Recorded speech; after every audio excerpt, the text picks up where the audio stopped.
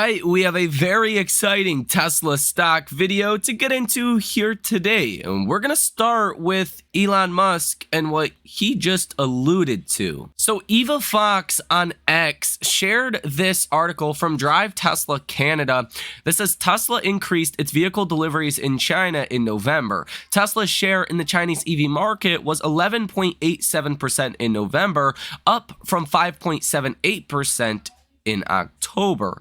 Now, Elon Musk responds to this and says, monthly numbers are not meaningful as cars are manufactured in batches to minimize complexity. We have to switch many parts between the China, EU, and other country regulations, not to mention RHD and LHD. Pointless complexity nightmare. This almost sounds like the numbers that we're seeing could have been better for October is what I'm thinking here, because this was a substantial increase apparently from October until November. Maybe Elon is suggesting the numbers were wrong for October. Maybe the numbers are wrong for November. Who knows? But this sounds good for Q4 delivery numbers. Here is a matte black Cybertruck in a Tesla showroom, and man, is that thing sexy. Holy moly. Newport, Kentucky Police Department in process of adding Teslas to the fleet. A local resident says it seems to make sense to me to transition to EVs, and not even because of anything beyond the fact that I really want our streets to have less smog. That's an interesting take on this. Tesla's Giga Shanghai set a new production record at 90,802 Model Ys and 3s in November. Sawyer Merritt responds and says, wow, Tesla's Giga Shanghai factory is now at an annualized production rate of nearly 1.1 million vehicles, a new all-time high. Tesla previously said EV charging is the best way to power its vehicles and that battery swapping is riddled with problems and not suitable for wide-scale use. That is what Elon Musk said. Now, this article says Tesla failed at battery swapping, which really they didn't. They just didn't want to do battery swapping. Stellantis says it may have the secret. Battery swapping sounds good, but it's pretty problematic if you start to have bad batteries or maybe batteries that are not up to par with maybe the one that you previously had swapped out. There could be a lot of issues here, but for the right price point, battery swapping could be a cool technology. Here you can see on TikTok, this video was posted, a whole squad of Cybertrucks. I wonder for what reason. It looks like there's about 5 of them here, 4 or 5 of them traveling down the highway. And yeah, that would be an ominous sign if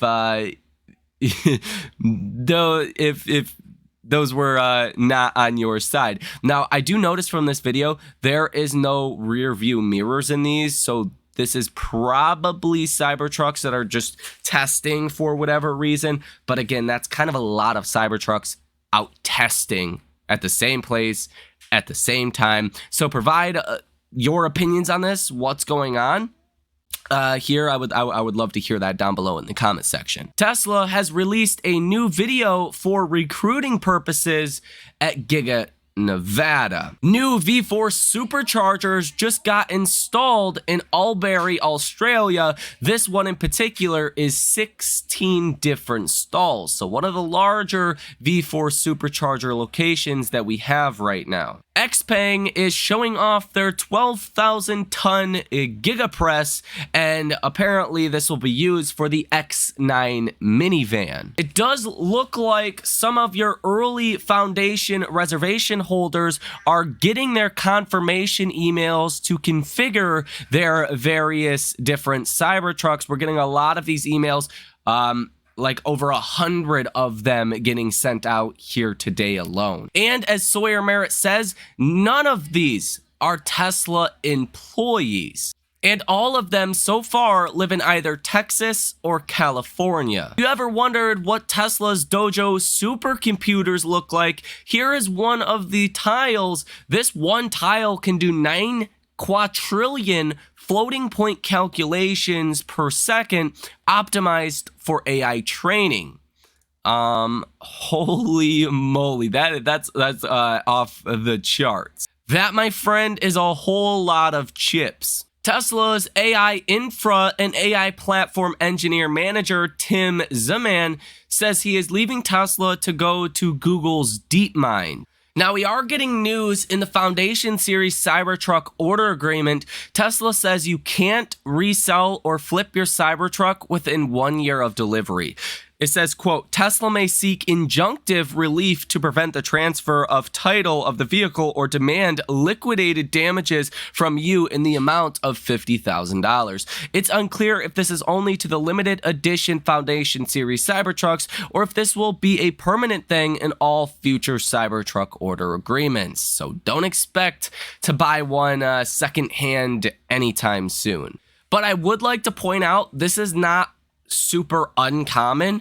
Even Ford had a 2-year no resale clause for the Ford GT in 2016. So these things do happen, especially when it's a highly sought after vehicle, product, or service. Holmar's catalog shared this unpopular opinion: this feature is completely irrelevant in a world where cars drive themselves. Elon Musk responds, and this is basically like the bird's eye view smart parking feature that Tesla wants to add.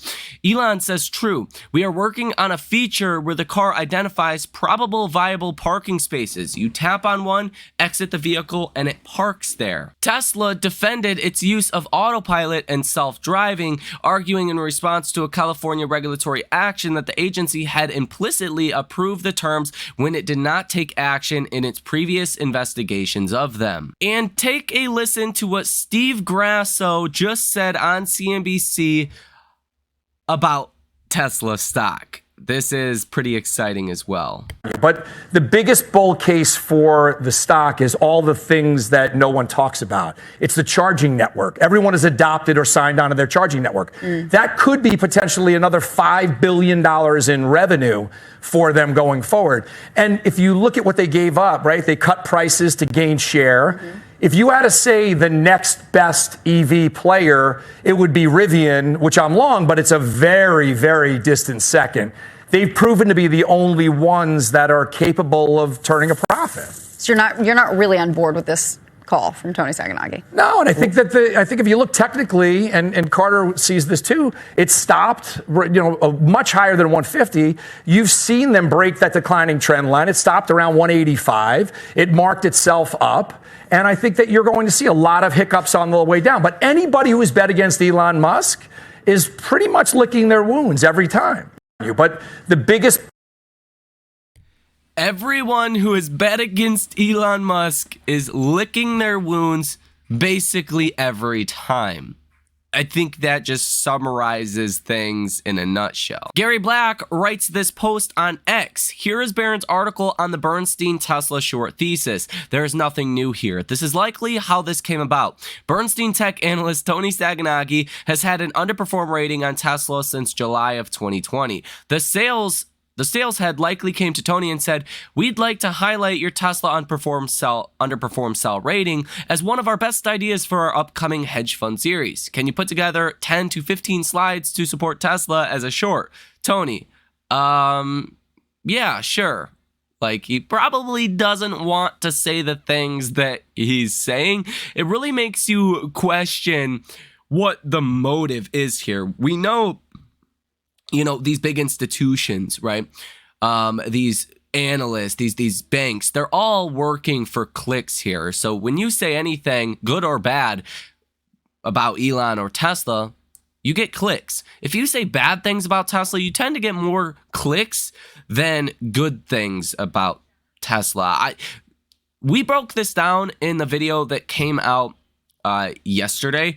This whole short thesis from Tony Sacconaghi makes literally 0 sense. 40% downside next year, that's literally a joke. You could see 40+% upside. You could see 100% plus upside when Tesla does actually raise prices in 2024 as rates do go lower. Here is what Dan Ives just said about Tony Sacconagi's short report and what's next for Tesla stock. Great guy, probably your friend of this network, calling Tesla his best idea for 2024.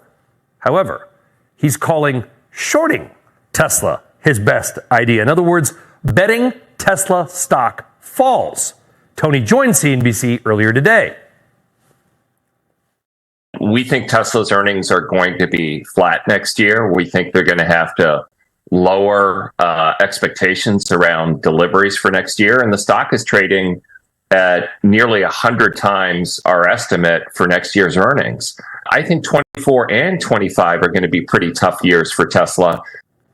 Now, the short call follows what could be described as a bad week for Tesla in Europe. You got a union in Finland joining several Nordic unions and striking against Tesla over a collective bargaining deal. One of Denmark's largest pension funds announcing plans to sell Tesla stock over the dispute. The stock basically doubling already this year, Dan. I mean, I'm not going to say blame the Danes, but, listen, Teslas are huge in those countries because gasoline is like $10 a gallon, even though they all get rich in Norway pumping out oil. What's your take on the call, and should people sell Tesla? Look, I mean, the Bears, it's been a brutal year for the Bears. And, and obviously, Tony does great work, but I think what's not in the spreadsheets is what basically is the transformation that's happening in the auto industry. Tesla is leading it. Now, the next phase of the Tesla growth story is happening. And I think valuation, these analysts continue to call Tesla just an auto company. That's basically saying, that Steph Curry is just a basketball player. Why? Because you look at it's disruptive tech. And I think you're starting to now see whether it comes to supercharger, whether it comes to battery technology, whether it comes to full self-driving. And I would argue this could be one of the purest play AI names out there. That's why the stock looks like Rock of Gibraltar going into 24, despite numbers that have come down.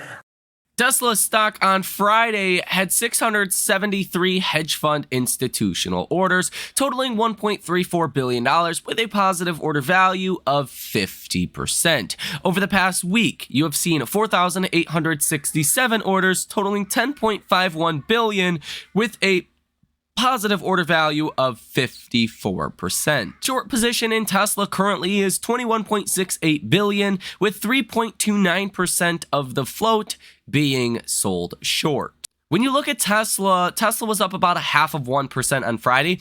You did close above the 100-day moving average, even considering the 0.22% decline in after hours. Tesla stock closed after hours on Friday at $243.31.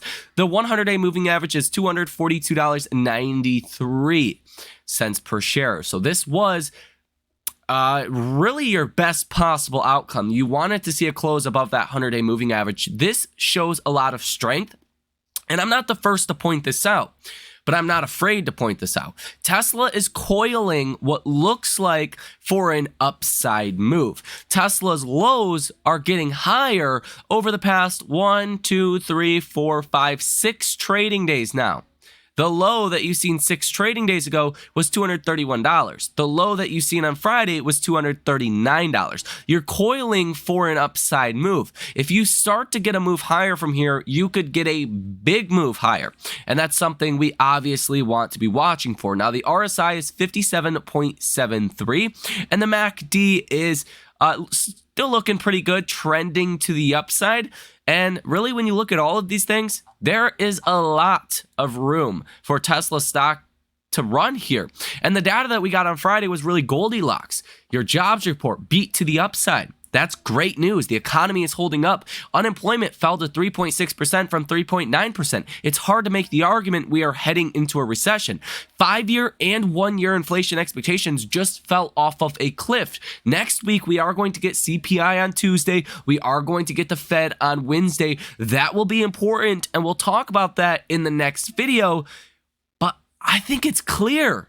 Tesla stock is going higher from here. Let me know what you guys think about all of this information down below in the comment section. Hit the like button and subscribe to the channel if this is your first time here. Consider sticking around a while.